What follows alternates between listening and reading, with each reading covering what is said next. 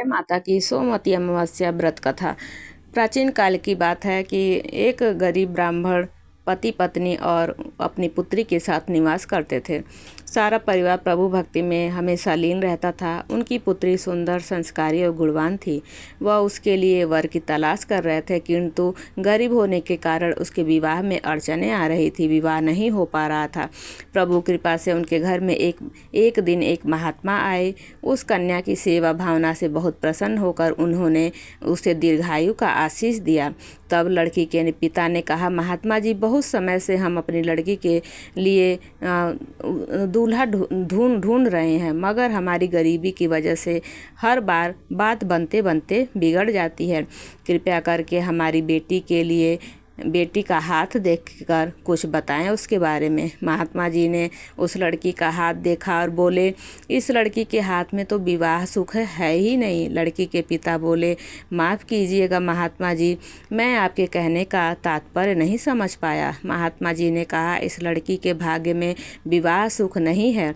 महात्मा जी के मुख से ऐसे वचन सुनकर लड़की के माता पिता रोते रोते महात्मा जी के चरणों में गिर गए और उनसे इस समस्या का समाधान पूछने लगे और विनती करने लगे। हे महात्मा जी महात्मा जी ने अपने चरणों से उन्हें उठाया और बोले, पास के ही एक गांव में सोना नाम की धोबिन जात रहती है। सोना नाम की एक धोबिन रहती है, जो कि बहुत ही पतिव्रता परायण है। वह अपने पति, बेटे और बहू के साथ पास के गांव में रहती है, जो कि बहुत ही पतिव्रता स्त्री है और नेक दिल भी है। यदि आपकी लड़की उसे अपनी सेवा से खुश कर लेती है तो और उसे आशीर्वाद के रूप में अपनी मांग का सिंदूर मांगती है, तभी इस लड़की का विवाह संभव है और विवाह सुख भी तभी मिल पाएगा। ऐसा वैधव्य योग तभी मिट पाएगा। ऐसा करने से इससे सुहाग की प्राप्ति भी होगी और वैधव्य योग भी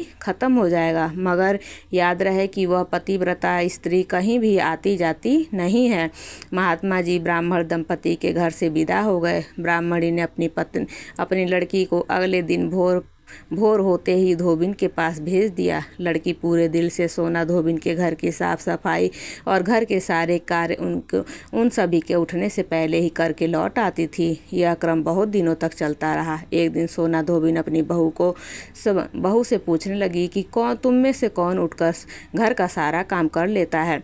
तब बहू ने बोला कि हाँ, हमने सोचा लड़ाई झगड़े से कोई फ़ायदा नहीं है, हम ही उठ के सारा काम कर लेते हैं। मगर सोना धोबिन को इस बात पर विश्वास नहीं हुआ। एक दिन वह भोर में ही छुप कर बैठ गई और आज देखती हूँ कि कौन सी बहू मेरे घर का सारा काम कर लेती है बिना किसी लड़ाई झगड़े के।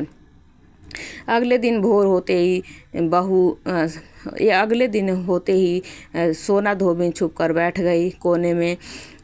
जैसे ही ब्रह्म मुहूर्त होता है, घर का सारा काम लड़की कर जाने ही लगती है। इतने में ही धोबिन बाहर निकलकर उसका हाथ पकड़ लेती है और कहती है, तुम कौन हो? पूछने लगती है, तुम कौन हो बेटी?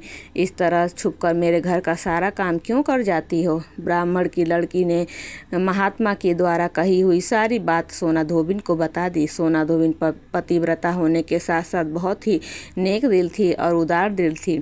उस लड़की की मदद करने के लिए सोना धोबिन तैयार हो जाती है। उस दिन सोमवती अमावस्या थी। वह उस लड़की के साथ बिना अन्न जल ग्रहण किए अपने घर से निकल जाती है।